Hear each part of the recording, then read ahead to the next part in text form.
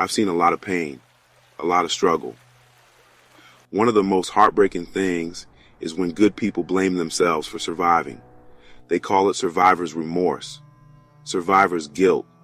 Whatever you call it, it's a heavy burden to carry.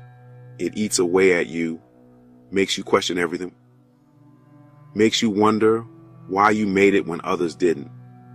If you're wrestling with these feelings, understand this. It's not your fault.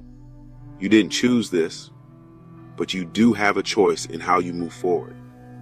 We're going to take this journey together, one step at a time. Look, I'm a big believer in taking control of your life, but sometimes you need a little help to get there. When you're battling survivor's remorse, talking to a professional can be a game changer. A therapist, a counselor, they're like specialists for the mind.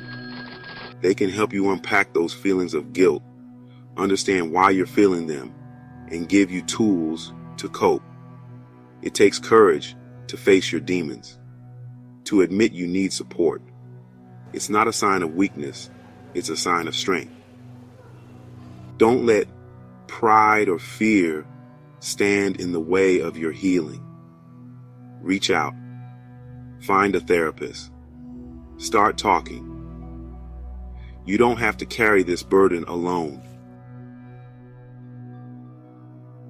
Do you ever feel like your mind's racing a mile a minute? Like you're stuck in a loop of what ifs and if onlys? That's your survivor's remorse talking. But you don't have to go there.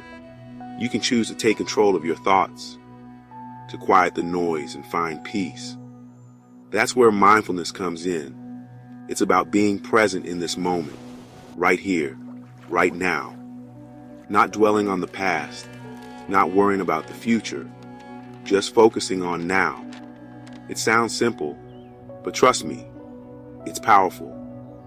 There are a lot of ways to practice mindfulness. Try deep breathing exercises. Focus on your breath as it goes in and out. Go for a walk in nature. Journal your thoughts. Just pause and be still. Mindfulness isn't about emptying your mind. It's about focusing it, training it to stay present.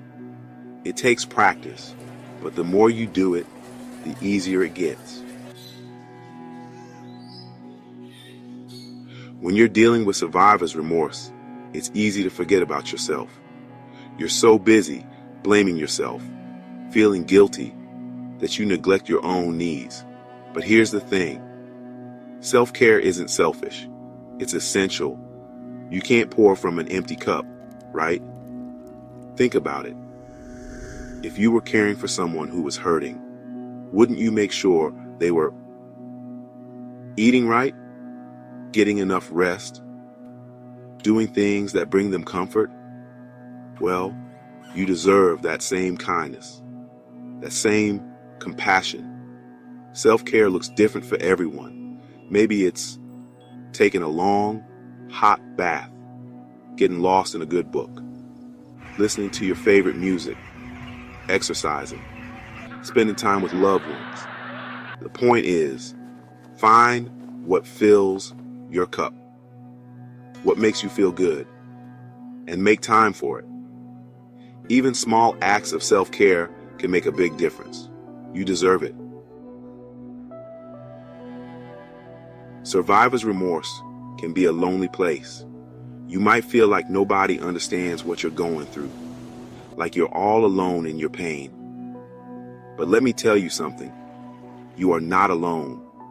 There are others who have walked in your shoes, who know the weight of that guilt, the ache of that loss. And sometimes, the best medicine is connecting with those who get it.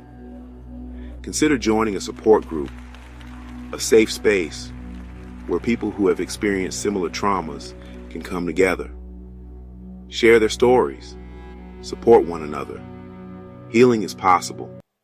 You don't have to let survivor's remorse define you. There is hope, and there is healing. Take it one day at a time, one step at a time. You are stronger than you think, and you deserve to heal.